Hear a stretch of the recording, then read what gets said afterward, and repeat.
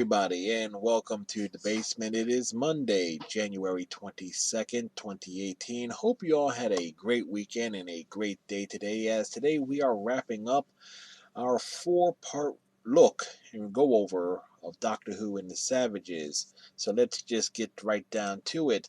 The fourth chapter of The Savages aired June 18th, 1966, with 4.5 million viewers tuning in. That was a drop from the 5 million that watched part 3 the previous week.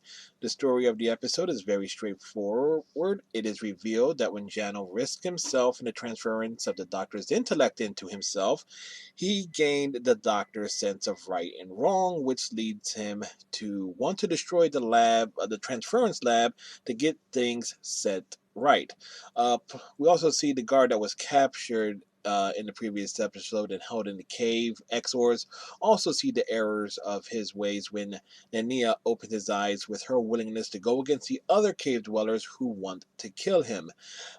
This episode is also the only one of the story that has clips from the original broadcast, most of which involve the ending when Steven is chosen to be the new leader of the city and cave dwellers who want someone fair and neutral to give them guidance and lead them into a new era of peace and prosperity. It's also nice that these clips exist so that we can see the actual reactions of Steven being a little bit undecided about it, Dodo being sad, and the Doctor wishing Steven well before he and Dodo head back to the TARDIS, with the Doctor saying, "Do not look back." Peter Purvis, who played Steven, said he would have loved to return to Doctor Who at some point to see what was the result of Steven being left in charge, preferably if the character turned into either an evil bastard or if things went really wrong. I personally am rather surprised this was never done in some shape, way, or form, considering that Peter Purvis has reprised the role of Steven for Big Finish Productions and 19 releases as of this date. But I'm willing to bet that has more to do with how fractured the ownership of various characters and concepts from the original Doctor Who's early days are in relation to various other characters that have been created in the show's history in more modern times. On a side note, following his stint on Doctor Who, Peter Purvis would be a presenter on the children's television program Blue Peter from November 1967 to March 1978. That's making him the second longest tenured presenter on that program in its entire history, which is pretty cool. And he's also been associated in some form or fashion with TV coverage of dog shows for the better part of 30 years as well.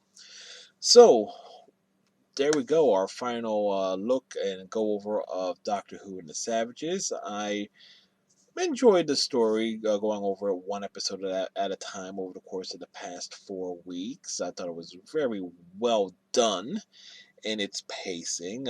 There was more character development with the Jano, Namia, and the various people on the planet, more so than there were with Steven, the Doctor, and Dodo. Steven does have his moments that show that he can be a leader, particularly in the final chapter when he's a little bit more gun-ho than he's been in many of the more recent stories leading into his departure. Now, next week, we'll begin our 4-part look of the final story of the classic Doctor Who's 3rd season, The War Machines, where we will be saying goodbye to another companion, Dodo. Same reason why Peter Purvis was removed. Jackie Lane was let go from Doctor Who because the showrunners at the time didn't want companions on there for more than one season.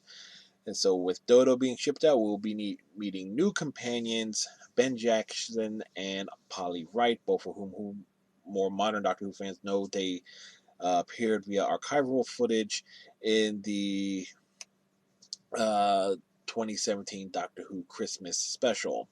So with that said, my friends, and you are my friends, thank you very much for watching. Be kind, please subscribe, and we'll catch you all next time.